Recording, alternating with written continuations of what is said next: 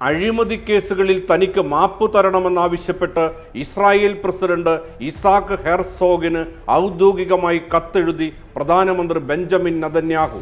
3 അഴിമതി കേസുകളിലാണ് 6 വർഷമായി നെതന്യാഹു വിചാരണ നേരിടുന്നത്. എല്ലാറ്റിലും നെതന്യാഹുവിന് മാപ്പ് നൽകണമെന്ന് US president Donald Trump Israel പ്രസിഡന്റിനോട് ആവശ്യപ്പെട്ടിരുന്നു. ഇതേ ആവശ്യവുമായി ട്രംപ് ഔദ്യോഗികമായി കത്തും നൽകി. ഇതിനു പിന്നാലെയാണ് നെതന്യാഹുവിൻ്റെ പുതിയ നീക്കം. നെതന്യാഹുവിനെതിരെ 3 കേസുകൾ ഫയൽ ചെയ്തത് 2019-ലാണ്. കേസുകളിൽ ഒന്നിന് ഉപഹാര വിഷയം എന്ന് പേരിട്ടിരിക്കുകയാണ്. ഈ കേസിൽ നെതന്യാഹു നേരിടുന്നത് വഞ്ചന, വിശ്വാസവഞ്ചന കുറ്റങ്ങളാണ്. രണ്ടാമത്തേത് സമ്പന്ന വ്യവസായികൾക്ക് നികുതിയിളവ് നൽകുന്ന നിയമമടക്കം രാഷ്ട്രീയ ആനുകൂല്യങ്ങൾ നൽകിയതിന് നെതന്യാഹുവും ഭാര്യ സാറയും വില കൂടിയ സമ്മാനങ്ങൾ കൈപ്പറ്റിയെന്നാണ് പരാതി.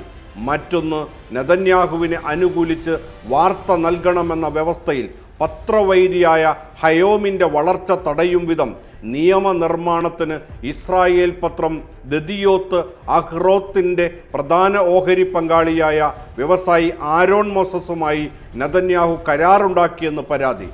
മൂന്നാമത്തേത്, ഇസ്രായേലി ടെലികമ്മ്യൂണിക്കേഷൻസ് കമ്പനി ബെസഗിന് ലയനവും സാമ്പത്തിക നേട്ടവും അടക്കം സാധ്യമാക്കി നെതന്യാഹു അനുകൂല നിയമങ്ങളുണ്ടാക്കിയെന്ന കേസാണ്. ബെസഗ് മുൻ ചെയർമാന്റെ നിയന്ത്രണത്തിലുള്ള വെബ്സൈറ്റിൽ തനിക്ക് വേണ്ടി വാർത്ത നൽകണമെന്നായിരുന്നു വ്യവസ്ഥ. കൈക്കൂലി വാങ്ങിയെന്നും ഇതിൽ കുറ്റം ചുമത്തിയിട്ടുണ്ട്. സുപ്രധാന സൂചനകളുള്ള അസാധാരണമായ അപേക്ഷയായതിനാൽ ബന്ധപ്പെട്ടവരിൽ നിന്ന് അഭിപ്രായങ്ങൾ സ്വീകരിച്ച ശേഷം അപേക്ഷയിൽ നടപടിയെടുക്കുമെന്ന് ഹെർസോഗിൻ്റെ ഓഫീസ് പ്രതികരിച്ചിരിക്കുകയാണ്. അതേസമയം മാപ്പ് നൽകാനുള്ള നീക്കത്തിനെതിരെ പ്രതിപക്ഷം ശക്തമായി രംഗത്തെത്തിയിട്ടുണ്ട്.